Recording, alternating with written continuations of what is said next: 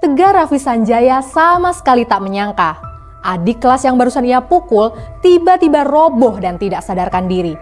Penanganan pertama demi menyelamatkan sang adik kelas ternyata justru berbuah kefatalan. Putu Satria Ananta Rustika tewas di tangan seniornya sendiri. Kasus ini membuat publik semakin yakin bahwa tradisi kekerasan rupanya masih mengakar di tempat mereka bersekolah. Sebab tak hanya Putu yang senior, peristiwa serupa pernah terjadi sebanyak 3 kali. Bersama saya Fitria Farisa, jurnalis Kompas.com.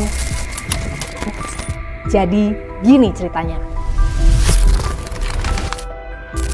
Jumat 3 Mei 2024 menjadi hari naas bagi Putu, taruna tingkat pertama di STIP, Sekolah Tinggi Ilmu Pelayaran Jakarta Utara. Nyawanya melayang di tangan Tegar yang tidak lain adalah seniornya sendiri. Pagi itu, Putu bersama 4 rekannya yang mengenakan pakaian olahraga sedang mengecek kelas-kelas yang ada di gedung tempat para pelaut andal dilahirkan tersebut. Dia bermaksud memastikan tak ada teman seangkatannya di dalam kelas usai kegiatan jalan santai. Namun ternyata nasib berkata lain. Putu malah bertemu Tegar dan teman-temannya yang merupakan taruna tingkat 2 di STIP Jakarta. Jiwa arogansi Tegar timbul setelah melihat Putu dan 4 orang lainnya mengenakan pakaian olahraga di gedung pendidikan. Dia menyuruh juniornya itu masuk ke toilet yang berada di lantai 2 gedung. Di dalam toilet, Tegar memerintahkan Putu dan teman-temannya berbaris. Tanpa tedeng aling-aling, Tegar langsung melayangkan bogemnya ke ulu hati Putu sebanyak 5 kali.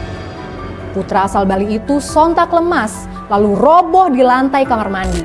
Melihat juniornya terkapar tak berdaya, Tegar merasa panik. Alih-alih meminta junior lainnya membantu Putu, Tegar justru menginstruksikan mereka keluar dari toilet. Setelah itu, Tegar mencoba membantu menyadarkan Putu, salah satunya dengan cara menarik lidahnya. Metode menarik lidah ini merupakan pertolongan pertama saat seseorang mengalami penurunan kesadaran. Sebab, seseorang yang tidak sadarkan diri dalam posisi terlentang, otot-otot dalam tubuh termasuk lidah menjadi rileks sehingga berpotensi menghalangi jalur pernapasan. Hal inilah yang membuat Tegar berinisiatif menarik lidah Putu demi melonggarkan jalur pernapasan. Tetapi rupanya tindakan itulah yang berakibat fatal. Mengapa penanganan pertama itu justru berakibat fatal bagi Putu? Simak terus cerita ini sampai akhir. Tegar semakin panik melihat juniornya itu terbujur lemas. Saat inilah ia memutuskan memanggil rekan-rekan Putu dan meminta membawanya ke klinik. Namun takdir berkata lain. Saat diperiksa, nadi Putu sudah tak berdetak lagi. Putu pergi untuk selama-lamanya. Penyidik Polres Metro Jakarta Utara yang menerima informasi itu langsung bergerak melakukan penyelidikan dan penyidikan. Dalam kurun waktu kurang dari 24 jam, penyidik menetapkan Tegar sebagai tersangka utama. Pemeriksaan intensif menyimpulkan motif Tegar menganiaya Putu hingga menyebabkan ia Kepada polisi, Tegar mengaku tidak bermaksud membunuh juniornya itu. Putu dianggap melakukan kesalahan karena menggunakan pakaian olahraga di gedung pendidikan. Menurut Tegar, aksi itu dianggap tak pantas sehingga perlu ditindak. Menurut sahabat Kompas.com, apakah menggunakan pakaian olahraga di kelas adalah sebuah pelanggaran, bahkan pelanggaran etika sekalipun? Apabila itu dianggap sebagai sebuah pelanggaran, apakah pantas Putu menjadi sasaran kekerasan? Jawab di kolom komentar ya. Hasil otopsi dokter Rumah Sakit Polri Kramat Jati menunjukkan hal mengejutkan. Putu bukan disebabkan pukulan bertubi-tubi dari Tegar. Penyebab Putu adalah karena jalur pernapasannya terhalang lidah yang ditarik oleh Tegar. Diduga Tegar salah posisi saat menarik lidah sehingga metode yang harusnya menyelamatkan itu justru berbuah kematian.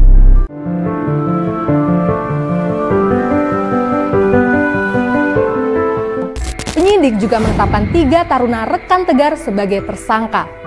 Ketiganya berinisial A, W, dan K. Mereka dianggap terlibat dalam proses Putu dianiaya sehingga berujung meninggal dunia.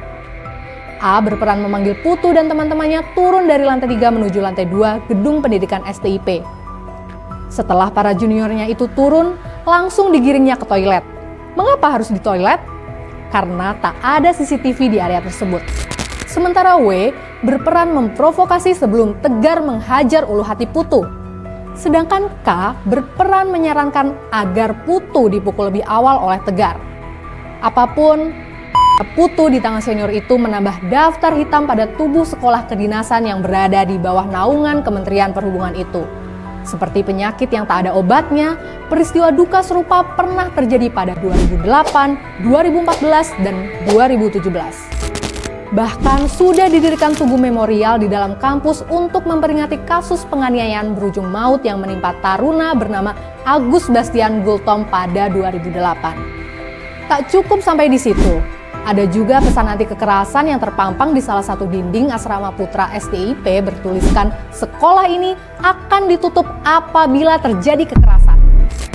Sederet peristiwa memalukan ini pula yang membuat Menteri Perhubungan Budi Karya Sumadi geram. Seolah menjawab kerisauan publik, ia membebas tugaskan Direktur STIP Jakarta Ahmad Wahid dan beberapa pejabat terkait. Harapannya, kurikulum sekolah diubah dan tradisi kekerasan bisa benar-benar hilang dari sana. Apakah langkah ini cukup? Waktu yang bisa menjawabnya. Sampai pada titik ini, atas rangkaian peristiwa duka di STIP, muncul tanya di benak kita. Apakah tradisi kekerasan di sekolah kedinasan itu berkaitan dengan mental baja dan kekuatan fisik yang dibutuhkan oleh pelaut kelak? Pihak Solidaritas Pelaut Indonesia menyangkal anggapan itu. Menurut dia, budaya kekerasan di STIP Jakarta tak ada sangkut pautnya untuk dunia kerja di bidang pelayaran. Cara militerisme dinilai tak tepat diterapkan di sekolah pelayaran. Banyak cara yang lebih bijak untuk meningkatkan kedisiplinan dan membentuk mental baja. Dengan demikian, harus berapa banyak lagi nyawa generasi penerus bangsa yang hilang akibat tradisi tak terpuji di sekolah kedinasan ini? Ingat, kekerasan selalu bikin enggak kerasan. Sekian cerita kali ini, sampai jumpa di episode selanjutnya.